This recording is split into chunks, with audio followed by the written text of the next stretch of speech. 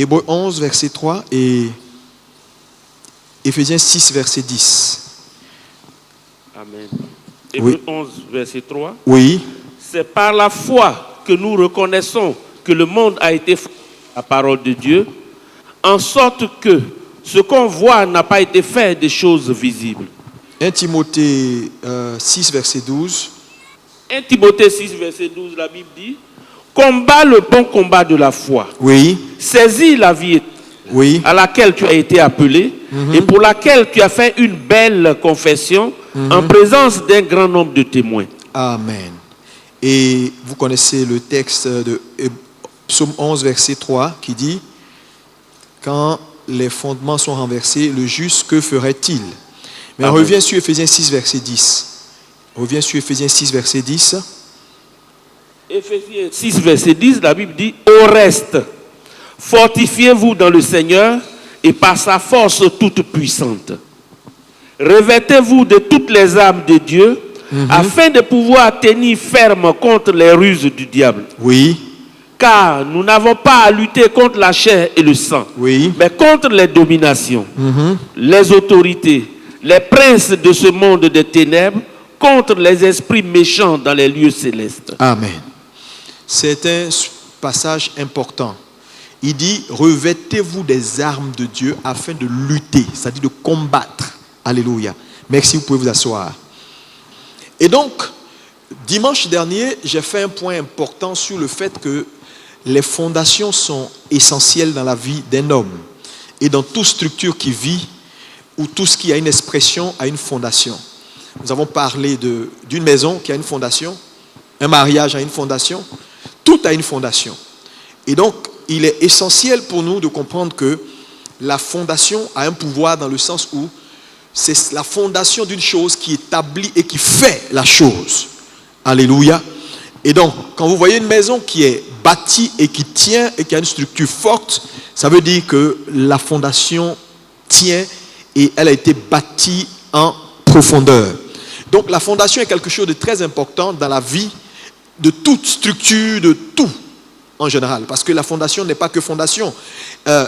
Une argumentation également peut avoir une fondation. Alléluia. Par exemple, un style de vie peut avoir une fondation dans le sens où on bâtit un style de vie à partir d'idées rachetées ou de philosophie de vie qu'on adopte. Ça devient la fondation de cette vie. Donc, quand vous voyez une structure qui ne marche pas, qui est ébranlée, des choses qui ne vont pas bien, il ne faut pas regarder à la chose, il faut aller à la fondation. Et donc, nous avons dit qu'il était essentiel pour nous en tant que croyants de regarder à nos fondations et de voir qu'est-ce qui a été une brèche, parce qu'il y a des brèches dans certaines fondations. Et on a également dit que les fondations ont une voix. Parce que la voix de ta fondation également peut te réclamer jusqu'à un certain niveau.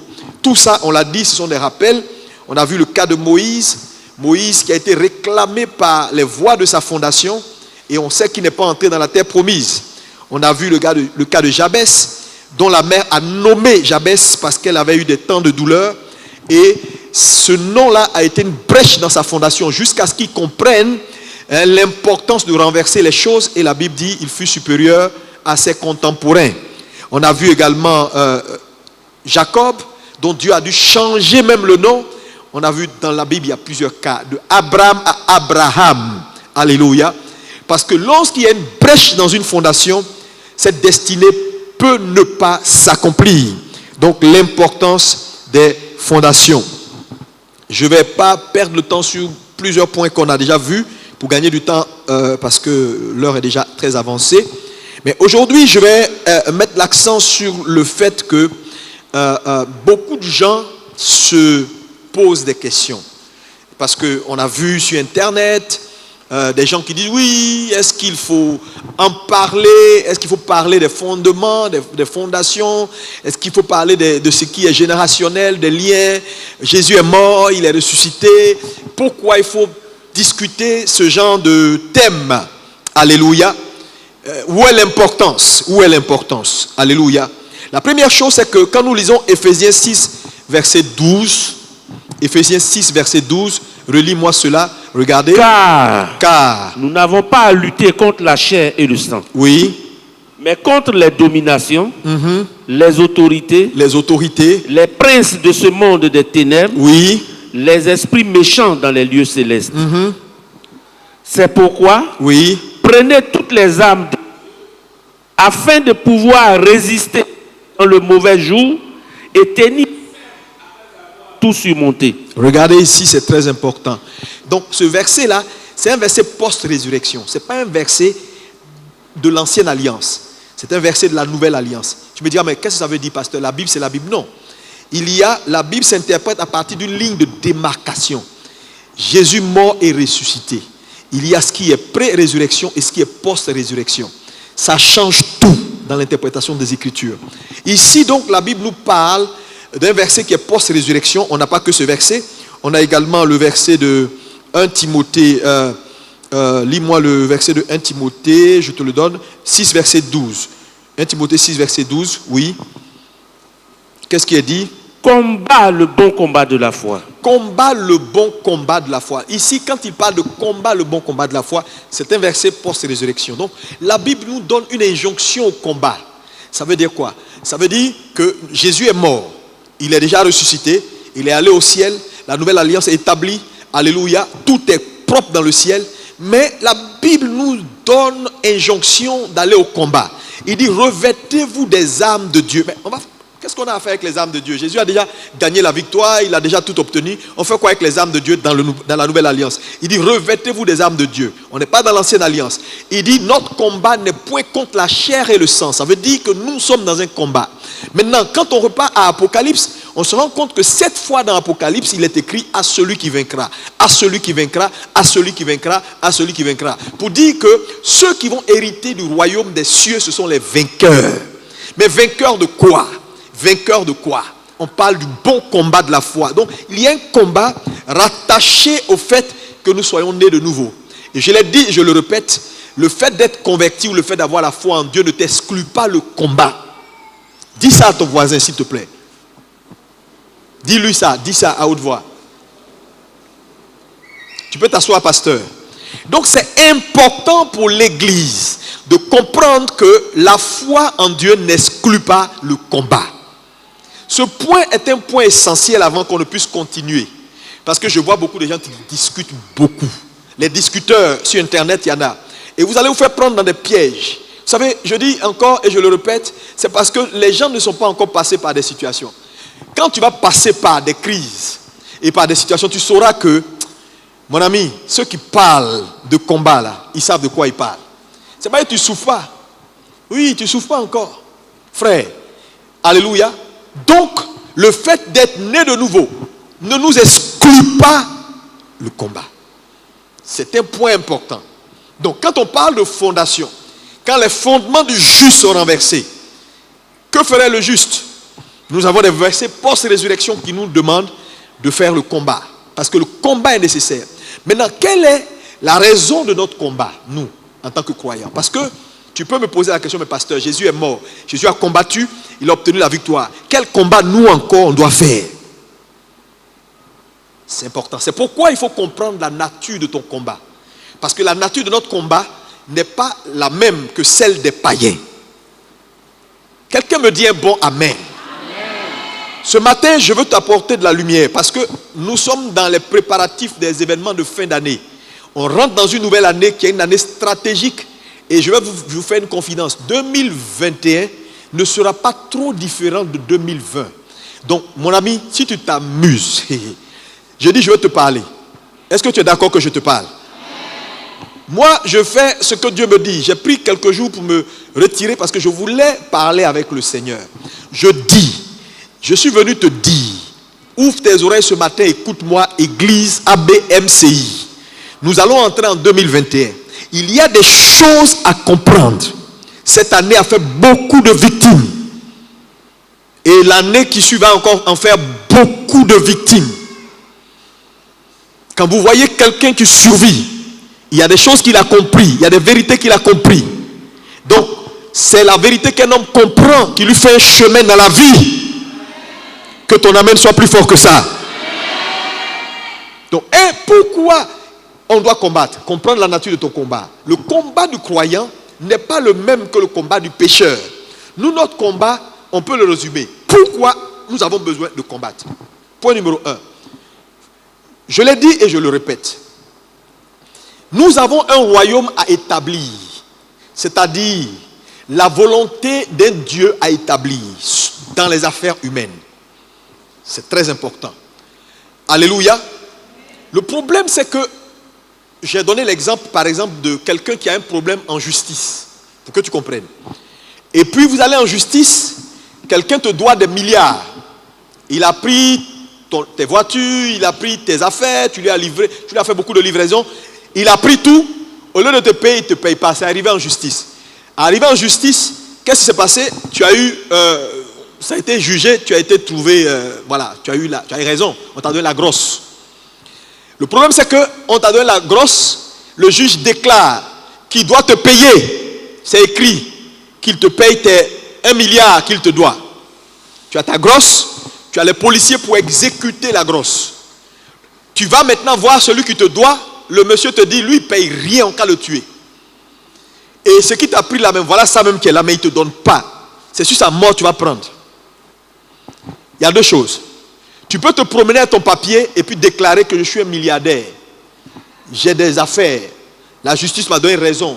Tout est revenu. Les policiers même sont là avec moi. Le problème, ce sont des déclarations. Tant que tu ne les as pas et que tu n'en bénéficies pas, mon ami, c'est pour toi sur papier. Donc c'est la même chose. Jésus, par sa mort et sa résurrection, nous a obtenu la grosse. Nous sommes bénis. Nous sommes sauvés. Nous sommes délivrés. Il n'y a pas d'ambiguïté. Nous sommes libres. C'est sur papier. Maintenant, tu peux prendre ton papier, te promener, puis raconter ta vie. Je suis milliardaire alors qu'il n'y a pas un franc dans ta poche. Donc, le problème n'est plus Jésus. Le problème, c'est le monsieur qui refuse d'appliquer la loi, qui refuse de céder, qui refuse. Il dit, lui, là, c'est sur sa mort que tu vas devenir. Donc, vous voyez que le combat ici du croyant est un combat qui lui est imposé pour récupérer, prendre, matérialiser ce qui est à lui déjà. Je ne sais pas si quelqu'un me comprend. Est-ce qu'on peut me comprendre pour dire un bon amen? Donc, nier le combat, c'est véritablement se tirer une balle dans son propre pied. Jésus est ressuscité, oui. Il t'a donné la victoire, oui. Est-ce que tu es délivré? Je te dis oui, tu es délivré. Tu as la victoire, oui. La grâce de Dieu est sur toi, oui. Tu es multimilliardaire, oui. Mais le monsieur l'a dit. Lui s'en fout, il ne respecte rien du tout. Maintenant, tu fais quoi? Entre regarder ton papier, contempler ton papier, ou aller par la force, prendre ce qui t'appartient, parce que ça t'appartient. Tu choisis quoi? Répondez s'il vous plaît, tu choisis quoi? Hein? Parce que le seul langage que Satan comprend, c'est le langage de la force. Ah, je ne vois pas quelqu'un déterminé ce matin. Je te regarde, c'est bizarre. Ou bien tu es un collabo. Non, parce qu'on ne sait jamais. Hein? Non, parce que si tu es réellement, tu comprends ce que je suis en train de te dire là, tu vas comprendre que mon ami, tu te fâches. Alléluia. Jésus est donc mort et ressuscité. Mais en fait, un autre point important que je veux que tu saisisses ici dans ce que je suis en train de dire, c'est quoi? C'est le fait que si moi je te donne 1 milliard de francs CFA, je te dis va à Paris sur les Champs-Élysées et puis fais des achats à Louis Vuitton. Tu vas aller ou tu ne vas pas aller? Tu vas entrer même. Pourquoi? Parce que tu as l'argent, tu as le potentiel, tu as tout ce qu'il faut, la carte bleue pèse. Donc tu n'as pas peur. Quand on te présente l'article, on t'a montré le petit papier qui est dessus, on ne t'a pas montré le petit papier, tu es sûr que tu peux réagir. Mais quand vous voyez les gens réagir trop derrière les chaussures, ça veut dire qu'ils ne peuvent pas réagir. Donc il faut qu'ils pèsent le truc avant de réagir. Mais en fait, la raison de notre combat, c'est parce qu'on est déjà lourd. Il n'y a personne qui peut affronter Satan ou affronter n'importe quoi sur cette terre-là si Jésus n'avait pas réglé le problème d'abord. Parce que ce que vous devez comprendre, c'est que le spirituel d'abord et le physique ensuite. Tout ce qui n'est pas réglé dans le ciel ne peut jamais se régler sur la terre.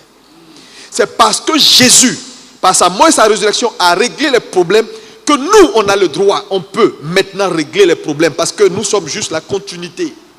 Le spirituel d'abord et le physique ensuite. Donc, lorsqu'on demande aux chrétiens de réparer ces brèches, de travailler à son salut, ça ne veut pas dire qu'il y a un salut que toi tu dois avoir. Il n'y a pas de salut. Jésus a obtenu le salut.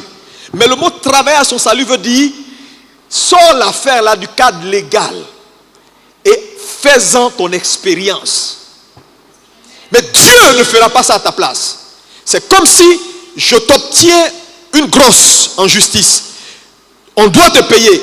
Maintenant, le reste là, quand j'ai fini de te donner la grosse là, tu te débrouilles. Comment tu vas actionner des huissiers?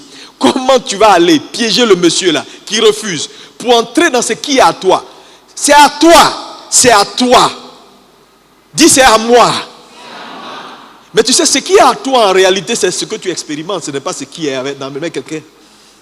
C'est pourquoi l'héritier, tant qu'il est encore enfant, il ne diffère rien d'un esclave parce que son héritage est sous tutorat. Donc ça ne veut rien dire. Ce que tu n'as pas, tu n'as pas. Et moi, ça ne m'intéresse pas d'avoir quelque chose qui est dans la main de quelqu'un. Dis-moi amen. Amen. Je fais quoi avec si c'est dans la main de quelqu'un? C'est comme si on t'annonce maintenant là, on dit non, vers Beverly Hills là, il y a 3 grandes villas, c'est pour toi. Naturellement, c'est des ambassadeurs qui sont dedans parce que tu seras énervé alors que tu dors dans un studio où l'égout passe en bas. Tu ne vas pas aller chercher ça.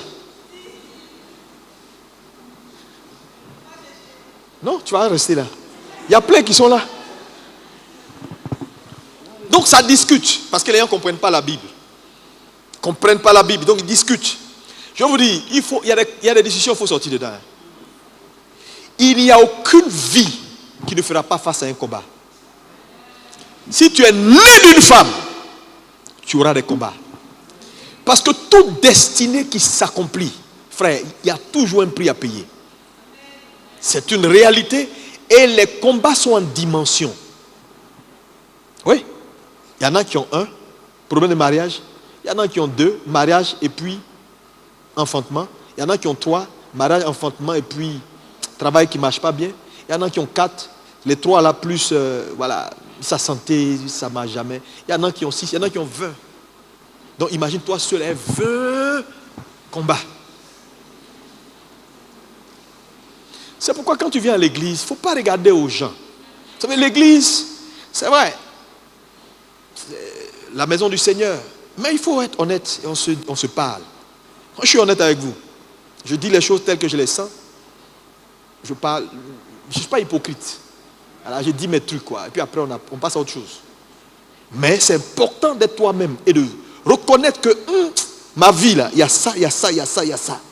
Mais comprendre la nature de son combat est important parce que c'est comme une cartographie. Tu sais, ce que tu ignores, si un médecin te fait un diagnostic, madame, quelle que soit la qualité de la prescription, si le diagnostic est faux, tu ne guériras jamais. Donc le problème à la base, c'est quoi? Le diagnostic. La plupart des gens ne savent pas de quoi ils souffrent. Regardez-les. Ils ne savent même pas. Ils ne savent pas. Si tu ne sais pas de quoi tu souffres, qui peut t'aider? Ou ils font la politique de l'autruche. Ils ne veulent pas savoir que c'est ça son problème. Ils ne veulent pas savoir.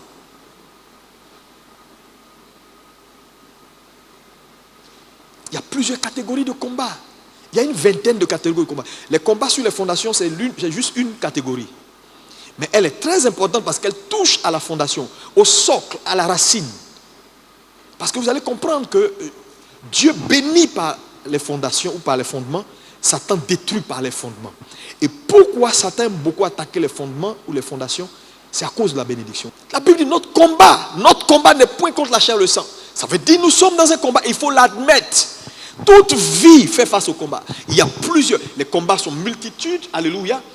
Celui de la fondation il est important parce que je l'ai dit il y a 2 dimanches que c'est des combats difficiles. Des combats très difficiles. C'est pourquoi souvent il faut passer sa vie au peigne fin.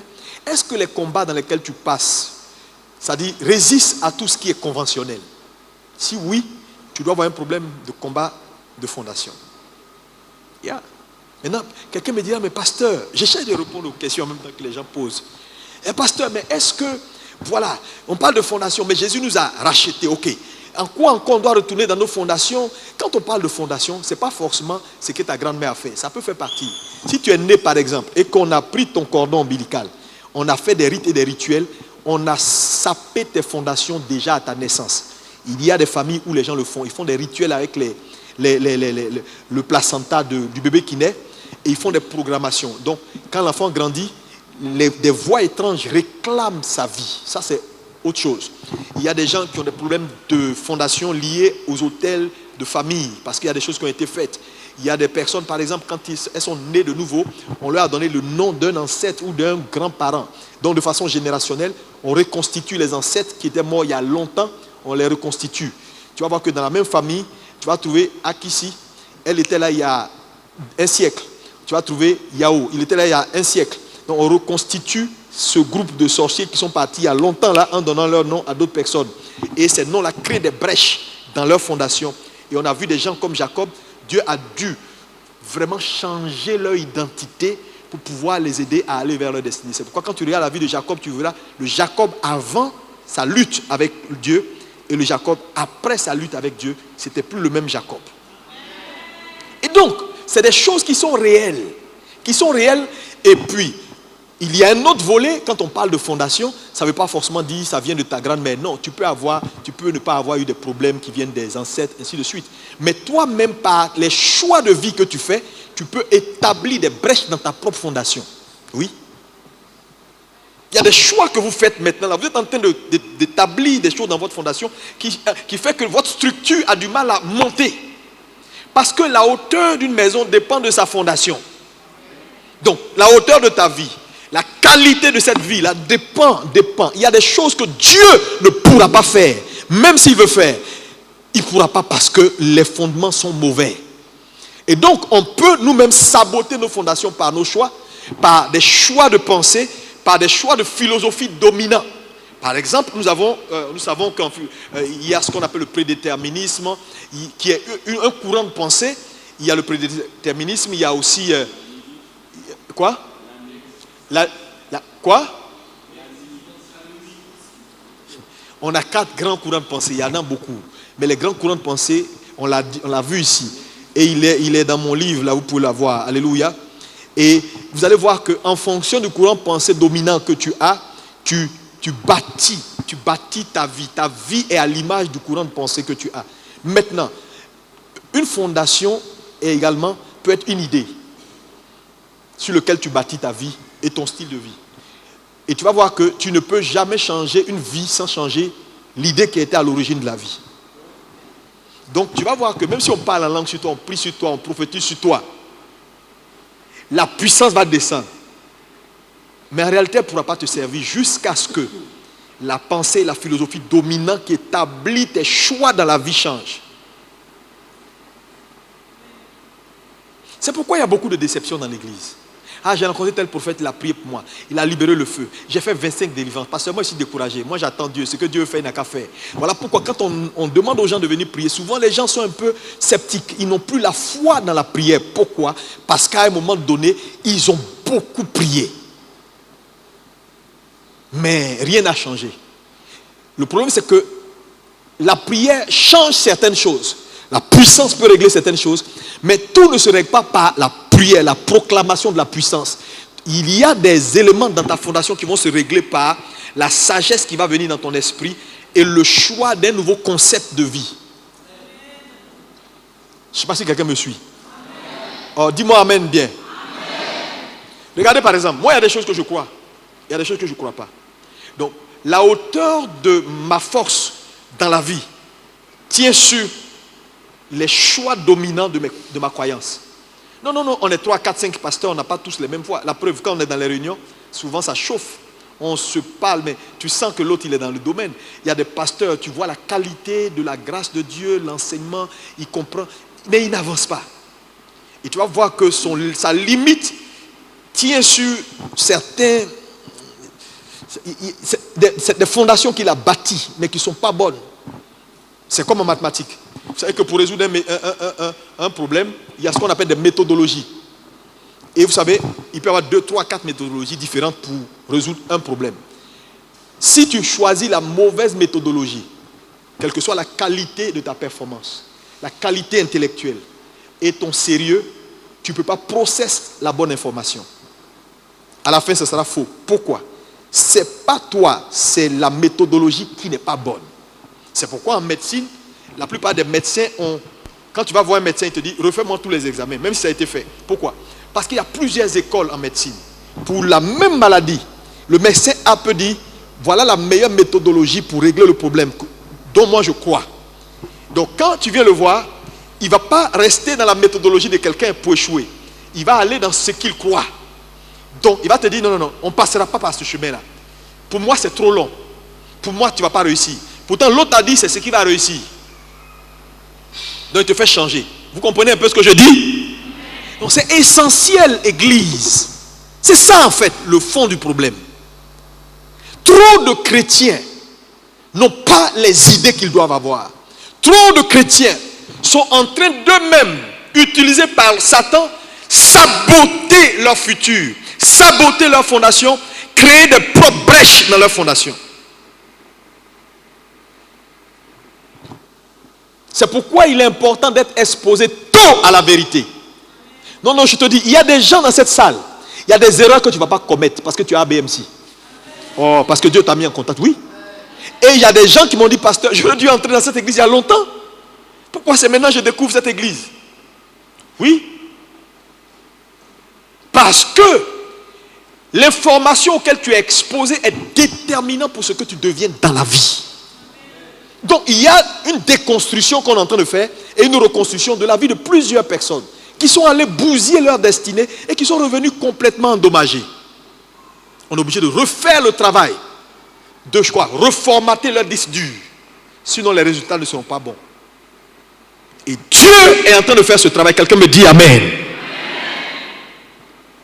Donc quand on parle de fondation, il faut comprendre qu'elle est vaste. Ce n'est pas une affaire seulement de grand-mère à péché, grand-mère. Non, non, non. Ça peut faire partie. Ça peut se régler par la prière. Mais vous allez voir que pour la plupart du temps, les gens eux-mêmes sabotent leur formation, créent des brèches dans leur formation et mettent en mal leur structure, la structure de leur vie, de leur foyer, de leur maison, de leurs affaires, ainsi de suite, en fonction des choix qu'ils font. Ils déstabilisent leurs affaires.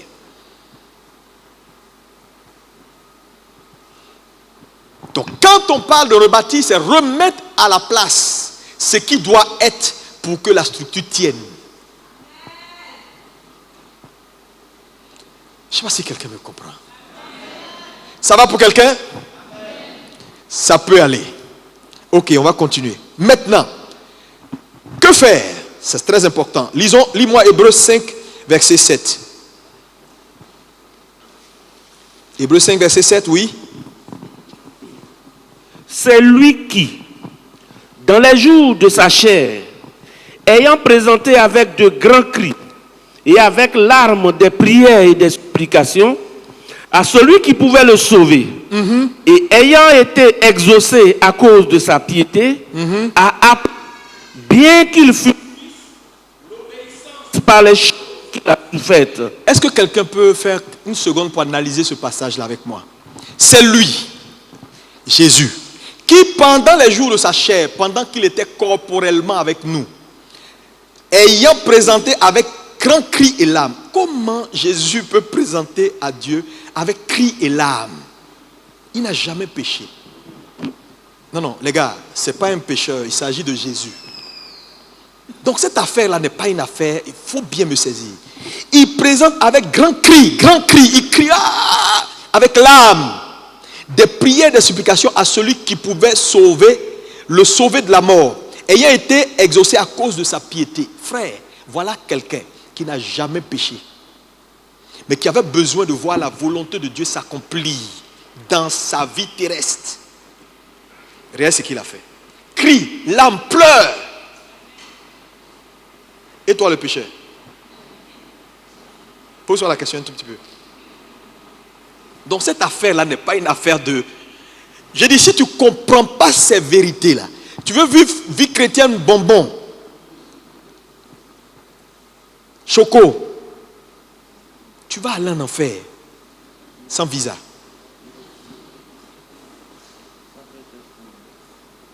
Ce n'est pas tous les hommes de Dieu qui comprennent ce que je te dis. Donc ce n'est pas tous les hommes de Dieu qui écoutent sur certains sujets aussi importants. Ils ne savent pas. Ce n'est pas leur faute. Ce n'est pas leur faute, hein.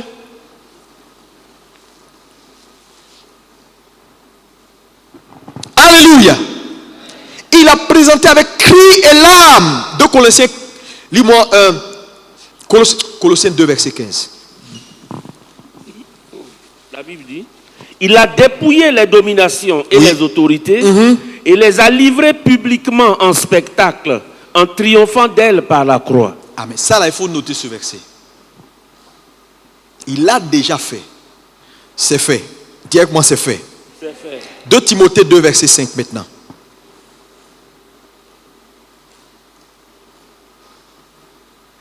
Oui. Timothée 2, verset 5. Oui. L'athlète n'est pas couronné s'il n'a combattu suivant les règles. Il faut que le laboureur travaille avant de récolter. Ici, il est clair. Le combat se fait avec l'art. Quand ton problème est compliqué, ou quand un problème est compliqué, il faut des hommes compliqués pour régler. Donc tu ne fais pas face à des problèmes aussi compliqués, difficiles, en négligeant les règles. On va prier. Oh rabababa, oh nariababa, et puis oh alléluia, gloire à Dieu. Alléluia. Non, elle devient méthodique. C'est pourquoi je t'ai posé la question. Est-ce que les difficultés de ta vie dépassent ce qui est conventionnel? Si oui, mon ami, arrête de plaisanter. Parce que la vie là, on a une seule, on n'a pas deux. La plupart des gens qui sont tombés cette année n'ont pas voulu tomber. Ils ont perdu des combats. Tu n'as pas vu souvent on dit, ah, le gars n'a pas gagné le combat contre le cancer. Il n'a pas gagné le combat contre... Parce que tout est combat, église.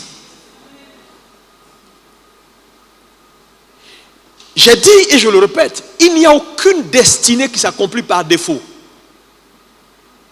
Il y a toujours quelque chose que quelqu'un comprend et qui lui donne une avance sur celui qui n'a pas compris.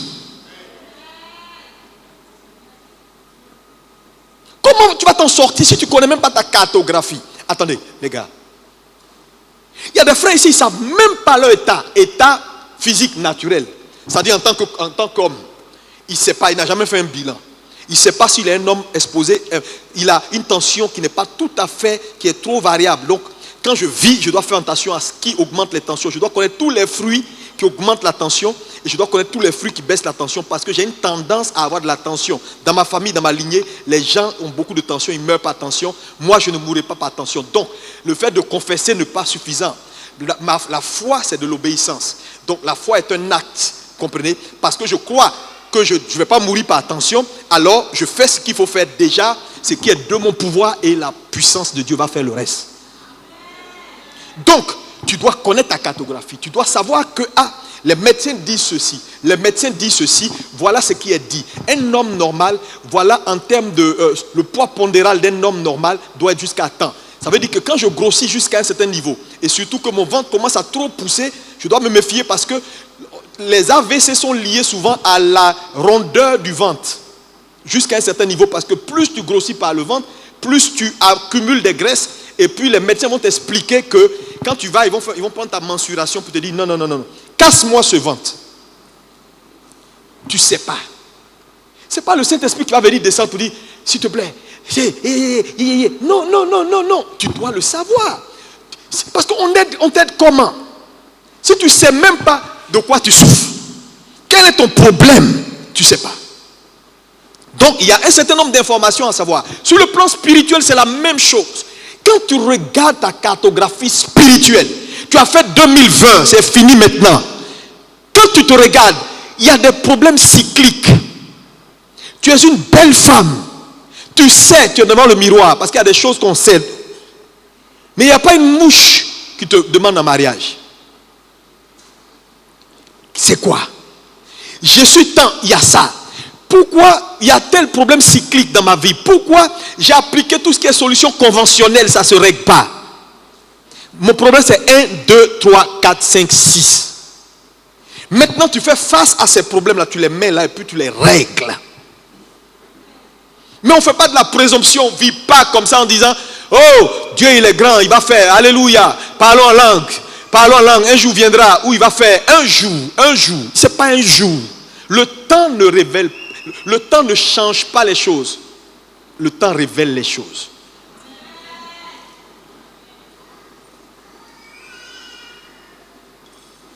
Quelqu'un fait comme ça? Tu es d'accord avec moi? On va en décembre. Bientôt on est en décembre. On va finir là. C'est fini dans quelques semaines. Il y a plus de 2020. Hein? L'investissement spirituel que tu vas faire dans ces jours-là, ça va compter. Je vous ai dit qu'on va passer les portes spirituelles de 2020 avant le passage de la traversée. Le 31, c'est le passage physique. On passe les portes spirituelles à partir de quand on sera en moment de jeûne et prière. Je dis, même des grands sont tombés face à certains combats. Même des grands. Ça veut dire l'affaire est subtile. Jésus a payé le prix. Il est Dieu. Pour que la volonté de Dieu s'accomplisse. Parce que le problème c'est quoi? C'est notre combat, c'est établir la volonté de Dieu dans nos vies, dans nos familles. Quand on parle de la volonté de Dieu dans ta vie là, tout ce que Dieu veut de bon pour toi, c'est sa volonté. Dieu veut que tu ne marches plus. Dieu veut que tu aies une voiture. Dieu veut que tu sois en bonne santé. Dieu veut que tu sois marié. La volonté de Dieu, pour qu'elle soit pratique dans ta vie. C'est un combat. Jésus, lui, la volonté de Dieu pour sa vie, c'était quoi? C'est faire en sorte qu'il y ait le salut. Pour toi, c'est faire en sorte que tu puisses prospérer parce qu'à partir de toi, dans ta famille, les gens voient la lumière. Certaines personnes à partir de toi voient. Mais chacun a sa sphère de la volonté de Dieu personnelle pour sa vie. Vous comprenez ce que je vous dis? Donc c'est une affaire trop sérieuse. Mais la Bible dit, Jésus a dû payer le prix. On dit, bien qu'il soit fils, il a appris l'obéissance par les choses qu'il a souffert. Comment vous pouvez comprendre que, vous savez, ce commentaire, bien qu'il soit fils là, c'est à dessein que la Bible nous le fait. Lis-moi le verset. Qui a le verset? Alléluia. Est-ce que quelqu'un peut comprendre ce que je dis? 2 Timothée 2, verset 5.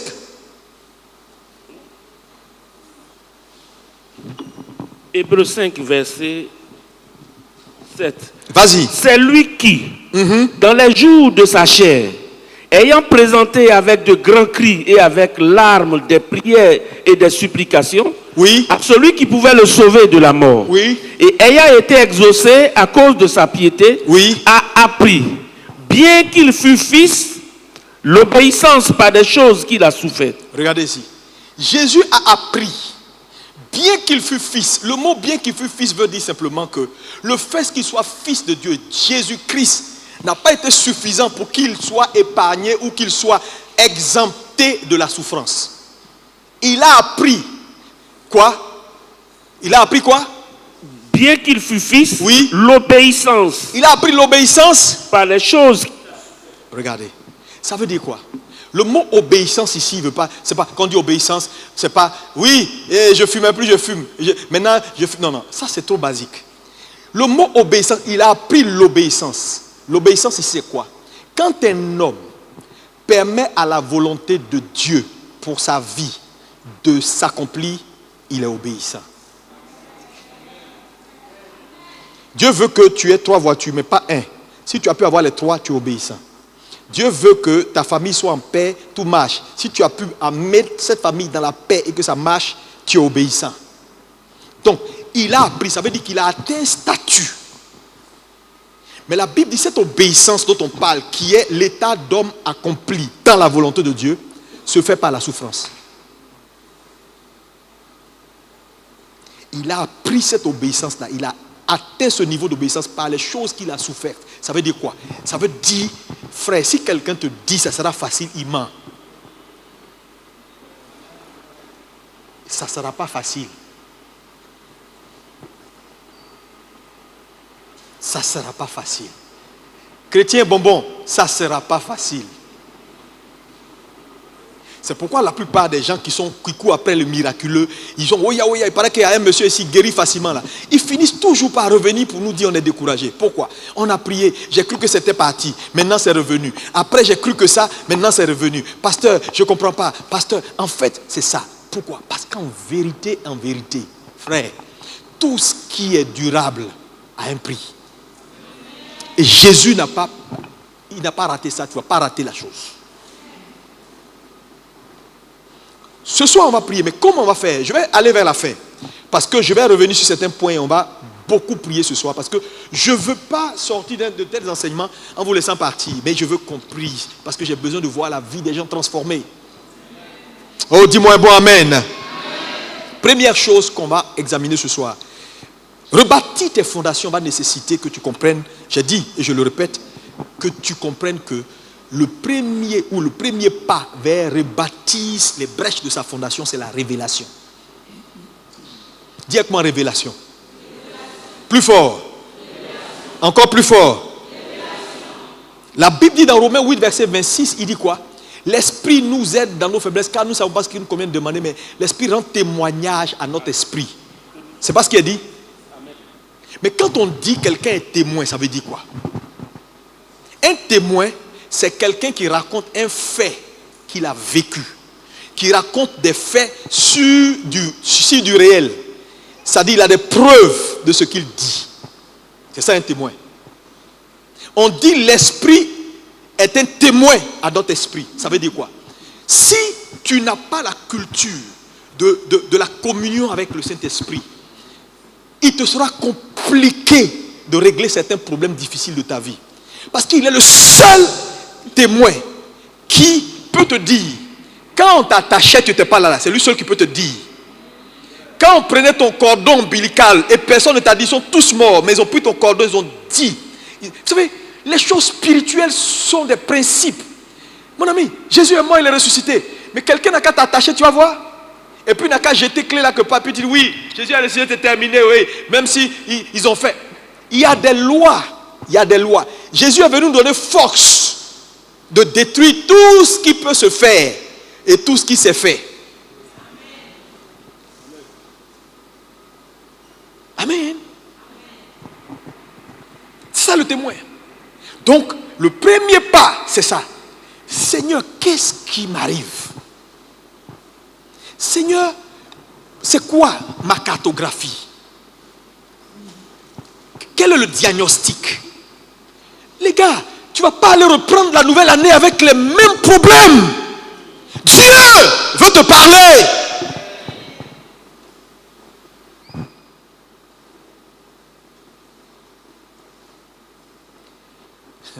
Les problèmes sont en dimension. Je vous ai dit, les combats sont en dimension. Il y en a c'est 1, il y en a c'est 2. Quelqu'un qui a 1, il n'a pas même problème avec quelqu'un qui a 10. Il y en a, il a des combats, il a tellement de combats, et puis encore, il a encore un autre combat. Esprit de séduction. Donc la pauvre femme, elle n'a pas réglé son problème de mariage. Elle n'a pas encore réglé son problème de santé qui la fatigue. Elle n'a pas encore réglé son problème de sa grand-mère ou bien ces trucs. Elle n'a même pas encore réglé son problème de... Elle n'a pas l'argent. Tout le monde veut la chercher. Elle est fatiguée encore. Elle sort, tout le monde la regarde. Elle entre ici, tout le monde la regarde. Esprit de séduction. Parce que c'est un esprit aussi. Ça peut être un problème. Il y a des gens qui se bâtissent ça. Il y a des gens, ou il y a des sœurs ici. Tu as fini par mettre ces brèches-là dans tes fondations. Par un style de vie que tu as adopté il y a longtemps. Tu aimes te faire voir. Tu aimes porter tout ce qui met tes rondeurs dehors pour que les gens te regardent. Tu aimes ça. En fait, tu aimes ça. Mais la preuve, il faut réfléchir toi-même. Quand tu entres dans un magasin, et puis il y a des robes gonflées ici, et puis il y a des robes serrées ici, ta tendance va vers où? Ce n'est pas vers les robes serrées. Tu as cette tendance d'aller vers tout ce qui met ta nudité dehors. Mais tu peux dire, non, à côté, mais c'est ce que j'aime. J'aime quand je suis en valeur. Ok. Mais on peut te vendre une idée qui va être ton problème. Satan peut te vendre une idée qui est ton problème. Ouais, je sais. Pasteur, tout ce que tu dis ne m'arrange pas. Pasteur, laisse-nous, on va fêter Noël, après on va parler des choses là. Hein? Tu as gâté mes fêtes de fin d'année. Hein? Je connais une dame là. Elle a ça. Quand elle sort comme ça, elle rentre. Quand elle te salue. Oh, ça va? On dit quoi? Et puis, mais je ne t'ai pas vu. Et puis ça met. Tu dis, hé, Satan, tu es vaincu. Ça dit, c'est comme elle salue. Ça dit, sa main traîne dans ta main et puis elle te regarde et puis elle fait, ça dit c'est resté sur elle. Elle te salue, elle fait des clins d'œil. Oh, même, tu sais, moi, non, je ne savais pas. Mais c'est quoi ça? À un moment, Satan dedans. Et puis il te donne du pouvoir. Il y a des sœurs qui m'ont dit, pasteur, si on est 1000 quelque part, je veux qu'on m'appelle, ils vont m'appeler. Ils ne vont pas voir tout le monde, c'est moi, ils vont voir. J'ai dit, mais comment tu fais? Elle dit, je me fais confiance. Je passe seulement. Tu as une onction hyper démoniaque. Que Dieu te délivre. Ce n'est pas forcément un atout. Hein? Ça peut être ton problème. Il faut bien manager tout ça, les gars. Donc, la révélation est importante. L'Esprit va te parler. Quelqu'un dit, cet esprit, parle-moi. Est-ce que tu es prêt? Parce qu'il y en a qui ne veulent même pas que le Saint-Esprit leur parle. Il sait, mais il ne veut pas. Deuxième chose qu'on va examiner, je l'ai dit tout à l'heure, c'est comprendre la nature de ton combat. Parce que chaque combat a une nature. Les combats n'ont pas les mêmes natures. Le problème qui résiste là, il vient d'où? C'est quoi? Pourquoi tu as toujours ce problème? Pourquoi tu es malade? Pourquoi ton édifice ne grandit pas? Pourquoi Dieu n'arrive pas à bâtir ta maison spirituelle qui est toi? Pourquoi? On est obligé de mettre peinture chaque jour, peinture, jusqu'à tout est fatigué. Mais le bâtiment ne grandit pas. Chaque 5 ans, ça chancelle. Pourquoi? Pourquoi tes rêves? Tu es obligé de tronquer certains rêves au détriment de d'autres. Et de revoir tes ambitions à la baisse. Moi, j'ai toujours décidé de marier tant. Maintenant, aujourd'hui, tu dis, bon, c'est vrai, moi, Dieu m'a dit au début, c'est un blanc. Mais comme ça traîne, bon, même si c'est un albinos, c'est pas mal. Blanc, c'est blanc. Pourquoi tu es obligé? Parce que je veux te dire, ce que Dieu n'a pas prévu pour toi ne peut pas te satisfaire. Parce que je vois beaucoup de nos gens qui ont fini par tronquer leur destinée avec ce qui n'est pas mal. Je vois des sœurs qui ont fini par dire, bon, c'est vrai, c'est compliqué. Je vais me faire enceinter par un Chinois, avoir un enfant au moins, c'est pas mal. Donc, elles prennent un raccourci, elles trouvent un bébé quelque part, et puis elles vivent avec. Elle dit, au moins ma vie n'est pas gaspillée, j'ai un bébé. C'est ça la destinée. On se parle? Est-ce qu'on peut se dire la vérité? Ok, tu auras le bébé. C'est pas ça la destinée. Et puis elle se contente. Hein. J'ai eu un, c'est bon. Au moins, ceux qui n'ont rien à ce point qui est grave. Donc maintenant, elles deviennent des conseillères de celles qui sont là, qui attendent depuis, ça ne vient pas pour dire, ah, moi je te dis, hein, c'est vrai, les gens là, ils parlent parce qu'ils sont mariés. Est-ce que ils sont mariés, hein? Ils sont mariés. Il ne faut pas les suivre. Dieu là, il pardonne. Donc. Anyway, si c'est la voie, c'est bon pour vous. Ah, parce que maman fait la pression, papa fait la pression. Ou bien, ah, mon ami, marie-toi. Tu as trié, tu es allé où? Marie-toi. Le gars, c'est vrai. Nous tous, on sait qu'il n'est pas bien. Tu vois, ces dents-là, il ne se brosse pas bien, mais ce n'est pas grave. Tu vas arriver là-bas, tu vas l'aider à brosser. Donc, tu vois, la pauvre soeur, ce qui n'est pas son standard, elle va marier, elle est à cette taille, son mari est ici. Parce qu'on dit, mari, c'est mari. Le temps passe. Attends, c'est quel temps qui passe?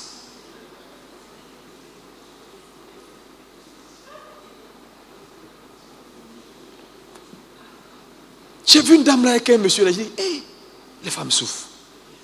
Le monsieur, tu sens qu'il n'avait pas d'espoir, il a une femme. Il a une femme.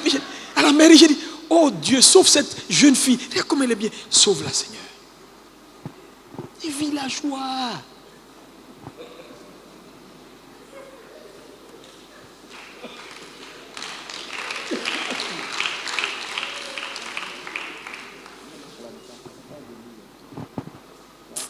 Oh Seigneur, il faut aider ton église, hein. Vraiment, c'est sérieux. Hein. Ne révèle pas tes ambitions à la baisse. Fais confiance en Dieu. Mon ami, moi je peux faire confiance en Dieu. Tu fais confiance au bout, c'est qui décide. Non, il y a des gens même, il y a des sœurs, elles n'avaient jamais prévu garçon France au revoir. Parce qu'il y a garçon Shintok, eux ils ne sont pas bons du tout. Ils sont faux de la tête aux pieds. Et puis il y a garçon France au revoir. On les a essayés, et puis on les a déposés. Et puis le gars, il est là. À 50 ans, il est divorcé, il a 3 enfants, il y a une à Londres, une en Belgique. Et puis la soeur dit, hé pasteur, Dieu m'a sauvé. Dieu m'a sauvé. J'ai eu mari. Tu sais pourquoi les autres l'ont rejeté? Il y a un problème dans le moteur. La voiture marche.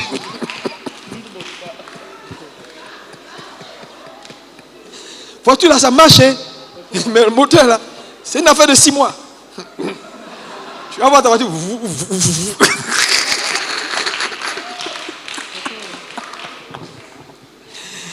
Alléluia. Tu sais, on prie, hein, mais c'est sérieux. C'est pourquoi je veux prier avec toi. Parce que moi, je suis fatigué de te voir là. Essayer de revoir tes ambitions, revoir tout à la baisse, casser ton standard, casser tes trucs, casser tout, et devenir finalement rien du tout. Dis, je refuse.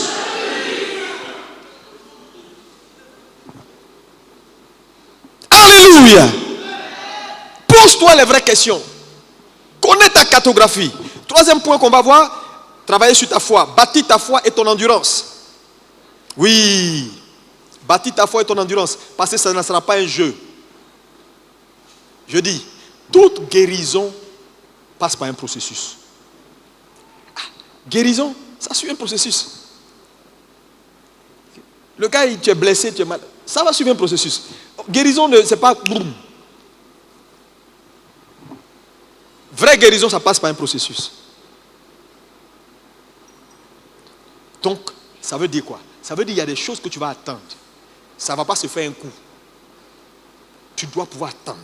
Tu dois pouvoir bâtir ta foi sur le rocher, tenir, rester ferme jusqu'à voir ce que tu veux voir. C'est à ce niveau-là que beaucoup abandonnent. Je ne suis pas venu vous dire que la vie chrétienne est facile, hein? Non. Elle est facile quand tu commences à comprendre les principes et à les pratiquer. Sinon, frère, même Jésus, la Bible dit qu'il a souffert avec grand cri et larmes. Ceux qui ont vaincu Apocalypse, là, celui qui vaincu, c'est des gens qui ont fait le combat, qui sont passés par des choses. Il y a des expériences, il y a des connaissances, il y a des niveaux que tu n'atteindras pas si tu n'es pas passé par ce qu'on appelle une épreuve. Dieu va te tester pour voir ce qu'il y a dedans. Dites-moi qui est héros dans la Bible. Je vais te dire son histoire. Et quand je vais enlever sa chemise, tu verras ses traces, ses cicatrices. Les héros ont des cicatrices qui parlent, qui racontent leur histoire. Aujourd'hui, nos gens veulent des héros sans cicatrices. Héros a un joli costume, ça n'existe même pas. Enlève le costume, tu verras. Les blessures de la vie, les trahisons, les temps difficiles, où tu as crié à Dieu, il n'a pas répondu. Il t'a regardé. Où c'était compliqué, où tout le monde a semblé, ils t'ont laissé dans la vallée. Où tu as pratiqué la justice, on t'a rendu en monnaie de singe. Comme Joseph, je pouvais voir Joseph chez Potiphar. C'est trop sérieux.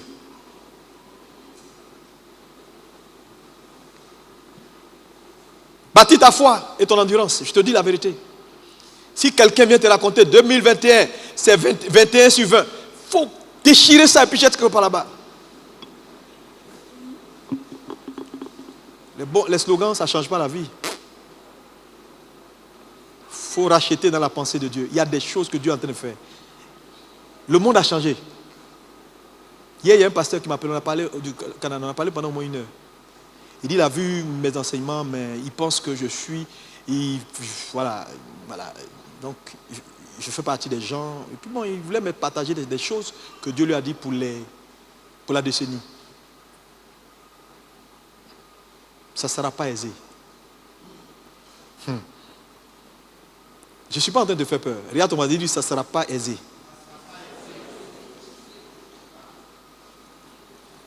Quatrième élément, on va prier sur le renoncement.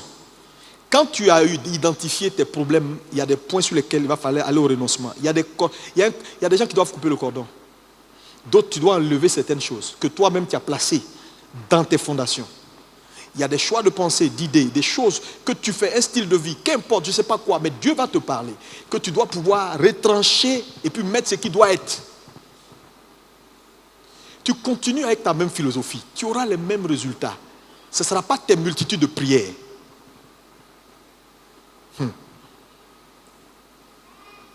Mais vous savez que changer est l'une des choses les plus difficiles. Ouais. C'est pourquoi le plus gros boulot, ce n'est pas... Puis les gens tombent. Ça, c'est le plus facile. Le plus difficile, c'est les changer. Aïe. Tu ne prends pas du recul avec Dieu. Tu vas devenir un faux. Tu vas devenir un faux. Parce que tout va travailler pour te rendre faux. Ce monde-là, il est terrible.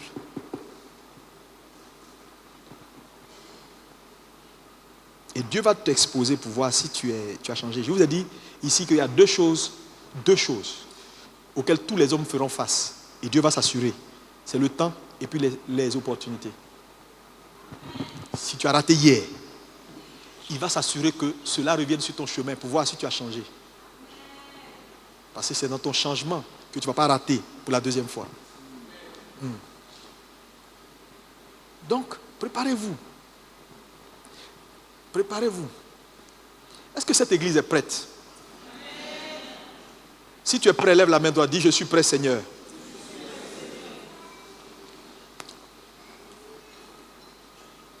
Cinquième point qu'on va voir tout à l'heure, c'est rebâtir les autels, c'est-à-dire renverser. Tout ce qui est fondation renversée. Ici, tu dois renoncer à certaines choses et replacer certaines choses en posant des actes importants pour ta vie et pour ce que tu veux devenir. C'est très, très, très important.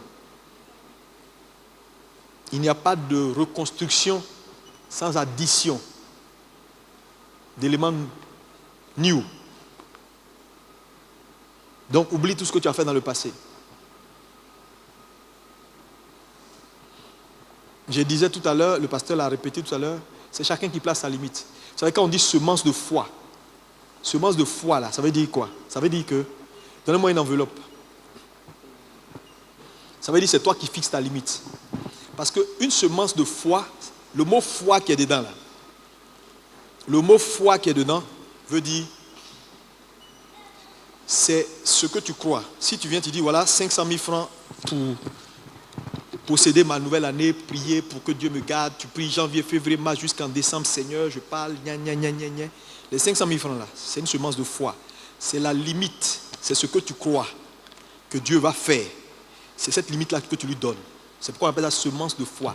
Pas la foi de Dieu, ta foi, qui établit la limite de ta semence et de ce que Dieu doit faire dans ta vie. C'est pourquoi quand on fait des choses comme ça, il ne faut pas prendre ça à la légère. Je vois des gens qui jouent avec. Moi, je vous le dis, vous savez, si tu n'as pas envie, il ne faut pas faire de commentaires. Ne fais pas. Et puis, reste dans ton coin, on est camarades. Viens à l'église, prie. Mais si ça ne t'intéresse pas parce que tu ne crois pas, laisse tomber. Mais moi, je te parle en tant que père qui a pratiqué ces choses depuis des années. Mes collaborateurs sont là, ils me connaissent. Je dis, depuis que Dieu m'a mis dans cette alliance, je n'ai jamais échoué. Ma femme est là. Dieu est, en tout cas, il est avec nous. Et tu sais, quand une alliance marche, elle marche. On partage avec ses enfants ce qui marche. Donc si tu ne crois pas, il ne faut pas faire de commentaires. Ne commande jamais ce que tu ne comprends pas. Sors, viens, tes 15 francs, tes 10 francs, puis alléluia, alléluia, puis dépose. Va à la maison. Mais chacun va récolter ce qu'il a semé. Parce que je vois des gens qui font des commentaires sur tout. On ne fait pas de commentaires. Moi, quand je vais sur Internet, j'ai vu ton post. Même si je ne suis pas d'accord avec ton enseignement, c'est faux. Je ne fais pas. Je fais pour moi, sur ma page. Pour faire ce qui est correct pour que les gens... Mais on ne va pas sur page des gens pour raconter sa vie. C'est pas... Voilà. Il y a un bon français que je cherche là, je ne trouve pas. C'est pas cool, quoi. Tu vois, c'est pas... Et puis toi, tu ne comprends rien en plus. Et puis tu parles. Tu parles de quelqu'un qui peut te dire A, B, C, D. Va le voir, tu vas comprendre un peu. Oh, alléluia. Donc que chacun se prépare. Ne venez pas ici. Si tu veux faire une offrande ordinaire, fais-le. Mais pas dans ça. Ça, c'est une alliance. Et j'ai dit que c'est personnel. C'est pas chacun prend pour lui, il fait, il prie Dieu, il fait. On a 4 jours de jeûne et prière. Le dernier jour du moment de jeûne et prière, le 29, nous allons avoir un temps de prière ici pour recevoir. Il ne faut pas rester là pour dire oui, j'ai fait dans le passé, j'ai fait. Ça, c'est du passé. Expérimente quelque chose de nouveau avec Dieu en ayant de nouvelles attentes. La religion tue. Beaucoup de gens ici, c'est la religion qui est en train de les tuer. Ils sont habitués. On dit, ah, on fait comme ça chaque année. Bon, on fait comme ça. Et puis, elles ont leurs idées, elles ont leurs... Sors dans ça. Alléluia. Est-ce qu'on peut acclamer Jésus?